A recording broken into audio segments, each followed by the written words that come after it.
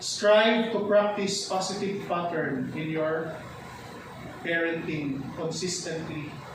So, yung magagandang gawain, consistent natin gagawin. No?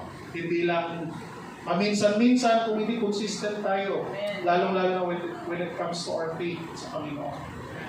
So, hindi lamang tayo sa church active, sabi nga nila, hindi lang tayo sa church holy, kung hindi inside and outside the church, parehas tayo. No? Kung ano tayo sa church, ganun din tayo sa bahay. Kung ano tayo sa church, ganun din tayo sa workplace. Kung ano tayo sa church, ganun din tayo sa mga tao na nakakasalamuhan natin araw-araw. Hello? Amen. So, children are the most, or learn most from observing the examples set by their parents. So parents should be an example of Christian living both inside and outside of the home. Raise your children in a Christ-honoring home.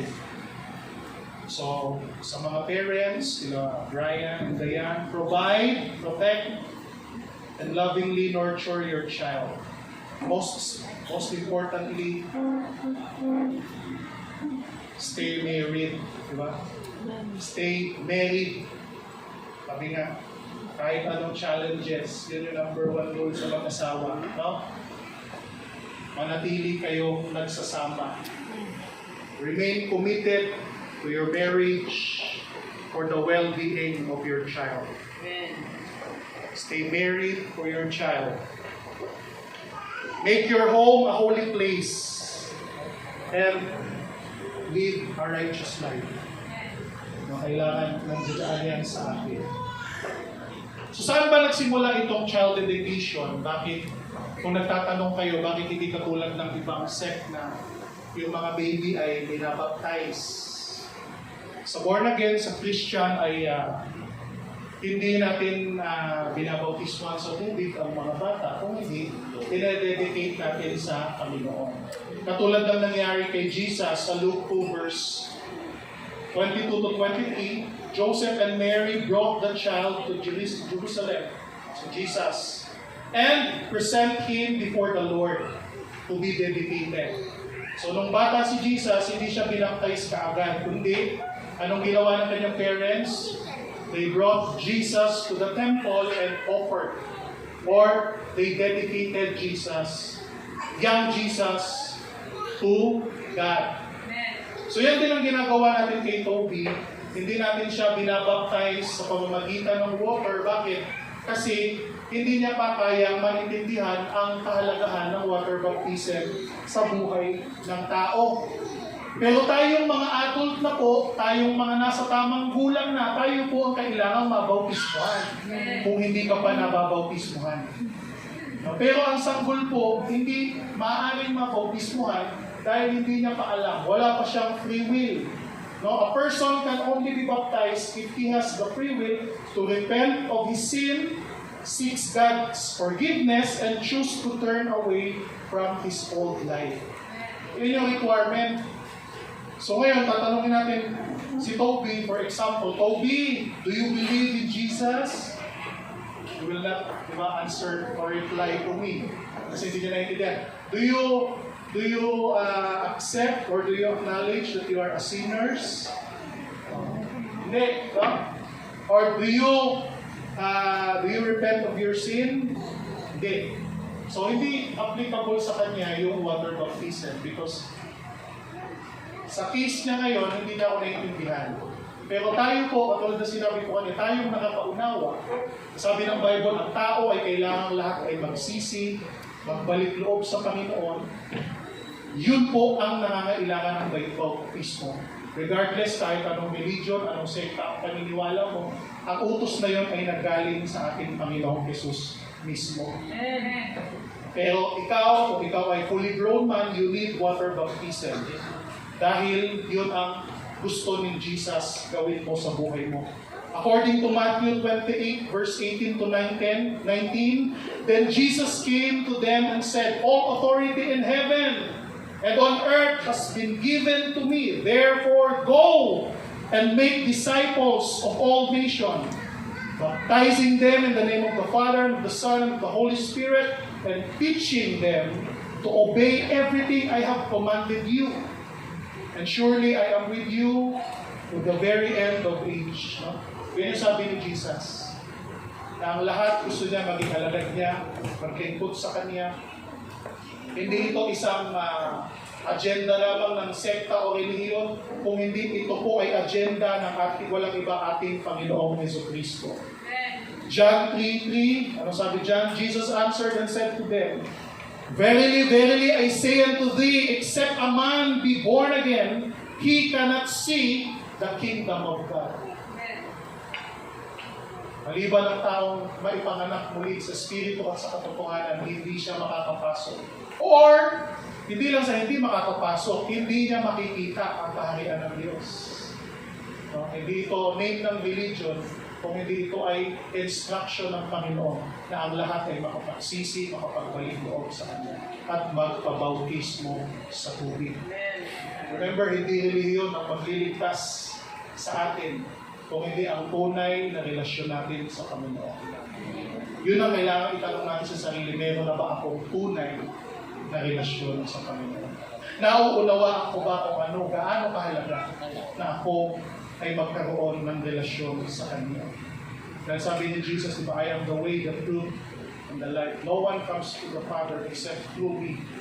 Di sinabi ni Lord na except through religion or through by this particular person. Hindi. Sabi niya, by me, si Jesus lang. Through Jesus. Amen. Amen? John 3 verse 36 also says, Whoever believes in the Son, meaning Jesus, has eternal life. But whoever rejects the Son will not see life, for God's wrath remains on them. So kung wala kang Jesus sa buhay mo, nakakatakot po. Amen. Nakakatakot. Pero kung si Jesus nasa puso mo, nasa buhay mo, siya ang iyong Panginoon, hindi nakakatakot. Amen. No? O ano man mangyari sa buhay mo, alam mo na hawak ng Panginoon ang buhay mo. So yun po yung tatlong ibinahagi ko na tayo ay maging faithful parents, godly parents. Number one, alala nyo yung number one? Pray for your child. Tama po, prayer. Number two, kung talagang nakikinig kayo, ano po yung number two? Ha? Okay, nakikinig din pala. Keep your child in church. And then thirdly, ano po yun? Okay, ito yung thirdly, set a godly example for your children. So yung tatlo na yon, pag in-apply natin sa ating parenting, sigurado po ako na mas magiging mabuti tayong magulang at higit sa lahat, mas magiging makadiyos tayo ng mga hallelujah. Praise the Lord. Mga magulang. Amen. So, sa mga ninong po at ninang na narito, sa mga godparents na present kayo, alam niyo yung inyong tinanggap na responsibility bilang maging second parents ni Toby. No, in case na hindi available si Brian and si Dayan, as a godparents, you are there to take their place. No? Halimbawa, hindi sila available, nandiyan kayo. As a godparents, kayo ang mag-take over our responsibility. So napakahalaga po ng pagiging godparent, diba, ng mga ninong at ninang. At lalo na sa kultura natin mga Pilipino, napakahalaga. Parang nagiging extended family. Yung pag ikaw ay naging ninong, kung may mga anak ka, nagiging si Toby ay, kung ilan ang anak mo ngayon, si Toby ang dadagdag doon. Kung may anak kang 6, si Toby ang pang-7. Kung may anak kang 3, 4, siya ang pang-4 o pang-5. Meron po yun. So, hindi po basta-basta kayo ninong at tina. Pero alam ko po, masaya kayo na tinanggap nyo, no? Yung pakiusap ng mga magulang ni Toby na maging godparents ni Toby. So, hiniling ko po kayong tumayo, yung mga ninong at ninang na present. So I would like to guide you or lead you in prayer for all the godparents present here. Pwede po ba maggawa tayo ng linya dito? Na line for all the ninong and ninangs, godparents. Step forward please and make a line here in the front. Now we'll lead you in prayer. Kung hindi ka galing sa Holy Spirit. Yung dalawa din. Hallelujah. James na kami. Okay. Oh, James. Dami yan. Walang pa yata yan eh. So please follow what I say. Okay. Gawin natin ito sa English para naman yung ating kapatid ay alam po naman, naiintindihan nyo naman po, no? Basic lang naman, pero mas maganda para, hindi siya na-out na days, you know. Okay.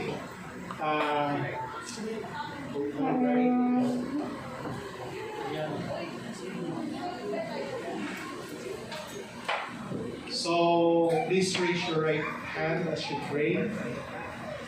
So, repeat after me. Okay, ready?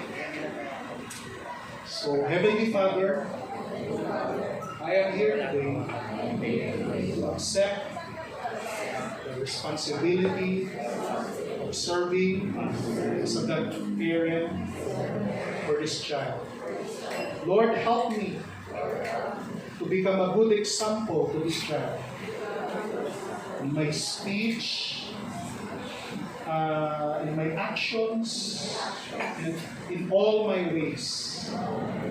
Lord, help me to faithfully guide this child with godly wisdom. Godparents, you may take your seat now.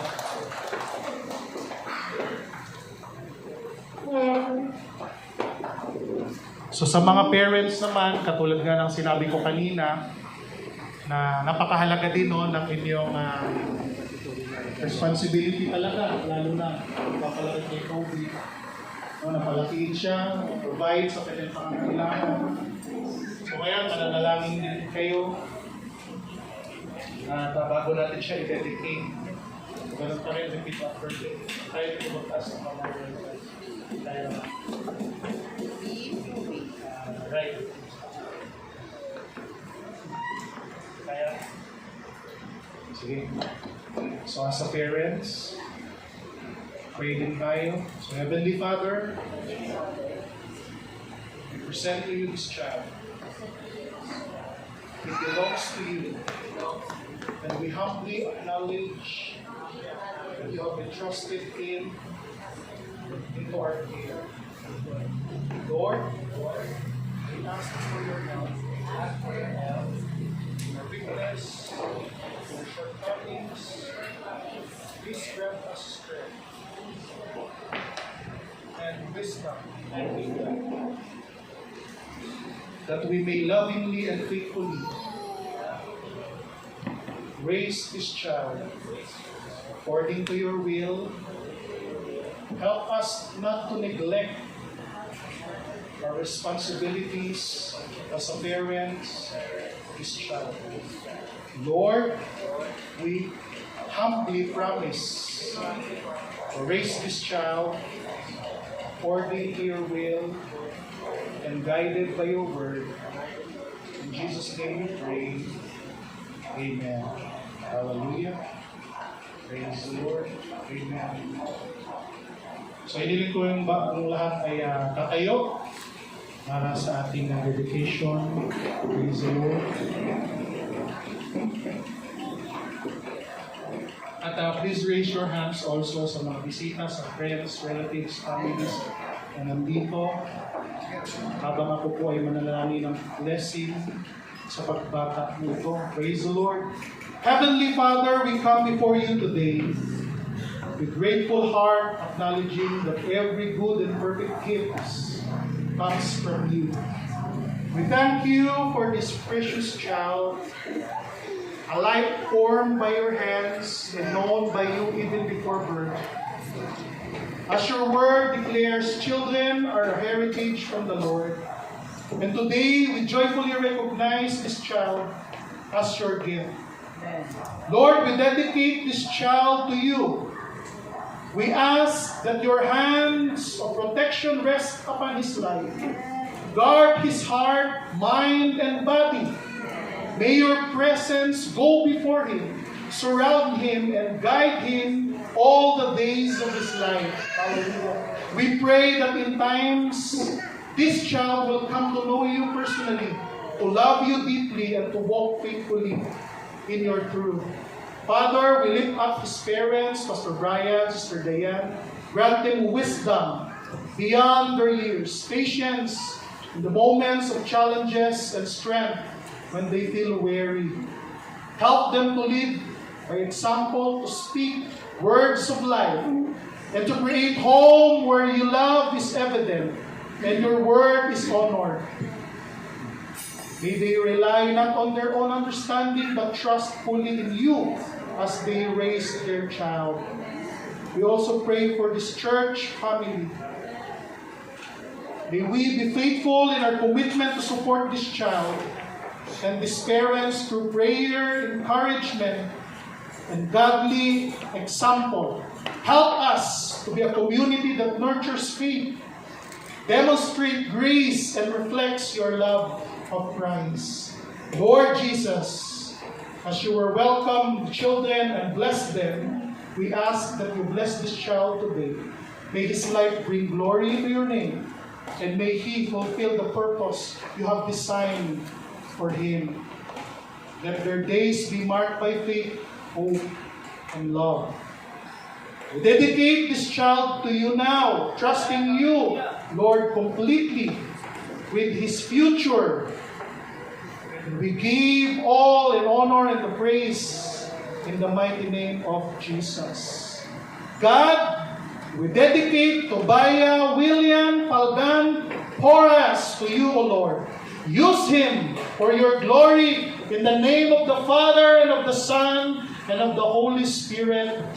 Amen and amen. Hallelujah! Praise the name of the living God. Congratulations and God bless Toby, Brian, and Diane. So, now, yung mga godparents, balik ulit. Meron tayong tradition that you must carry Toby and pass it to the person next to you. While we sing the song entitled, Jesus Loves the Little Children. Okay. Dito po yung mga ninong at ninang. Mahilera po kayo. Okay. Tapos, symbolically, ipapasa po ito ni Jesus loves the little children, all the children of the world.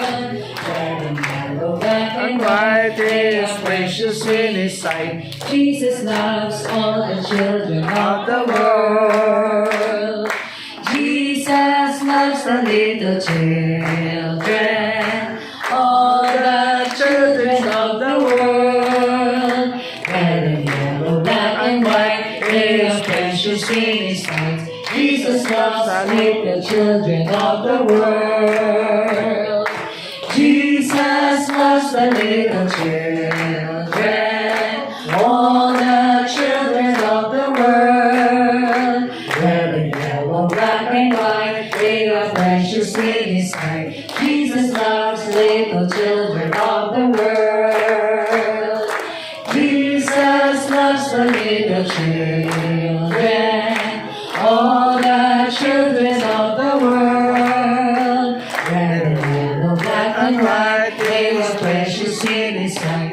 Jesus loves little children of the world. Jesus loves the little children, all the children of the world. Grandfather John. Black and white of the world. Red and yellow, black and white, they are precious in His sight. Jesus loves the little children of the world. Jesus loves the little children, all the children of the world. Red and yellow, black and white, they are precious in His sight.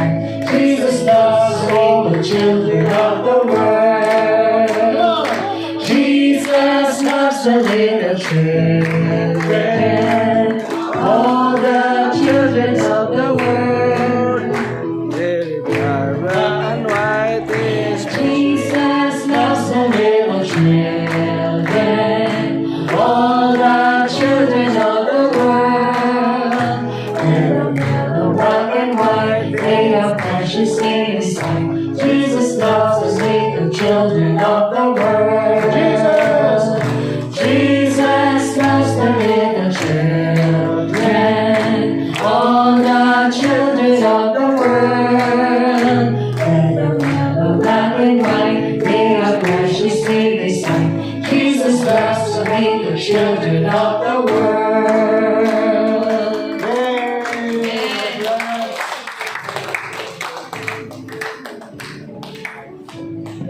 Picture din kami ni Toby sa Silayan.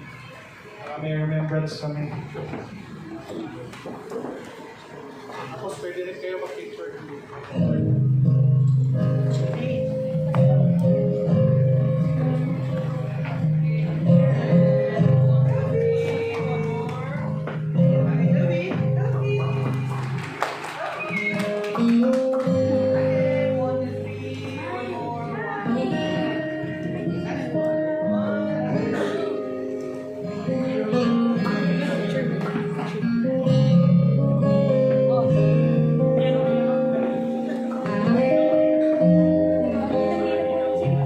Dito po tayo sa gitna.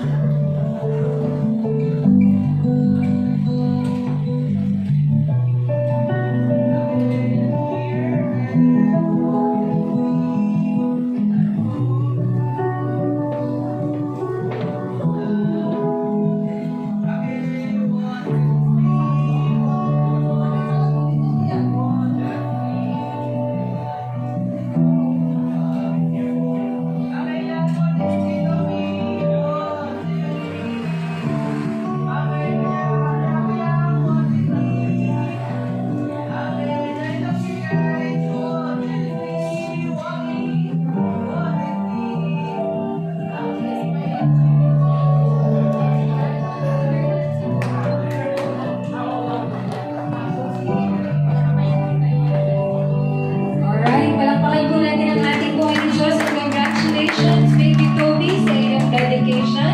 Hallelujah! So, mamaya po, pwede po kayo makapag-picture ng solo kay Toby dito po sa ating backdrop. So, tatapusin po muna natin ang ating first part ng ating dedication service sa isang panalangin para po makakain na rin po tayo. And later, habang nakapila po tayo doon, pwede po kayong mag-picture kasama po si Toby at ang kanyang mga magulang. Praise God. So muli po, hinihiling ko po ang bawat isa na tumayo at tayo po ay mananalangin sa pagtatapos ng ating dedication service. At tinatawagan ko po si Pastor Uzel Jumamil na mag-lead para po sa ating closing prayer. Praise God.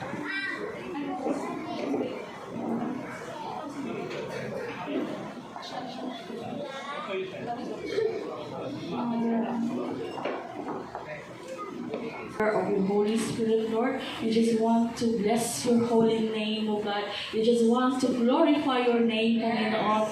Thank you so much, Lord, for everything that you have done for our lives and even for this special day, Panginoon, as to these parents, Panginoon, Pastor Brian and Pastor Dayan, Panginoon, dedicate him to you back, Panginoon. Lord, maraming salamat, Panginoon, na ang batang ito ay patuloy na lalaki, Panginoon, in the knowledge of your kingdom, Panginoon. Thank you so much, Panginoon, yung divine covering mo, Panginoon, sa buhay niya, Lord, ay patuloy na mag-manifest, Panginoon, even sa kanyang kabataan hanggang sa kanyang paglaki, Panginoon, ay magamit siya Malo sa araw na ito. So, sa aming baby, ito ay kay Toby, hindi lamang to regalo sa amin, ito ay patunay ng kabutihan ng Diyos. So, sa bawat iyak, sa bawat ngiti na kasama namin siya, lalo namin nararamdaman ng pagmamahal ng Panginoon. At sunod ay pasalamat namin sa Bakmi Commonwealth na narito. Salamat sa inyong pagdalo, pag-support, lalo na sa Molino, at syempre sa Bakmi Maligaya, lalong-lalo na kay Pastora Maricar at Pastor Zoriel sa willing at tinanggap kami na dito ay daraos ang ating baby dedication. So, salamat doon.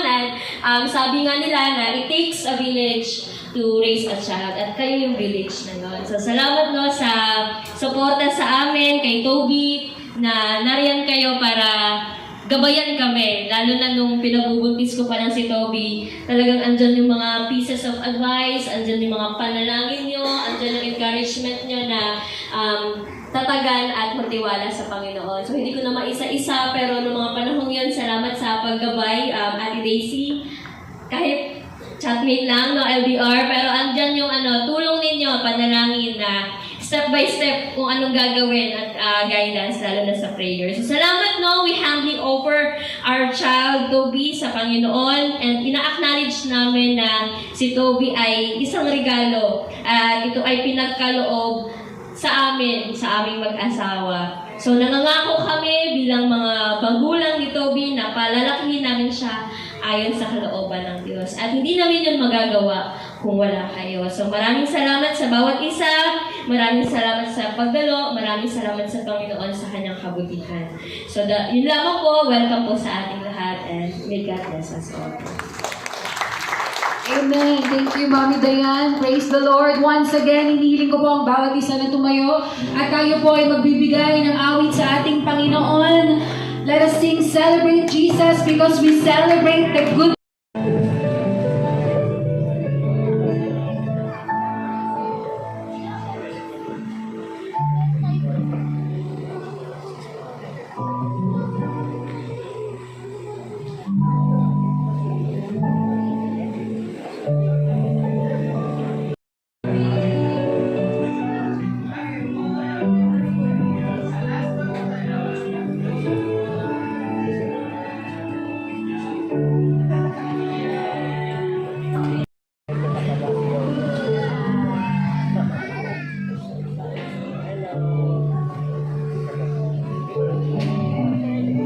Ilang taon na na? Milyon na?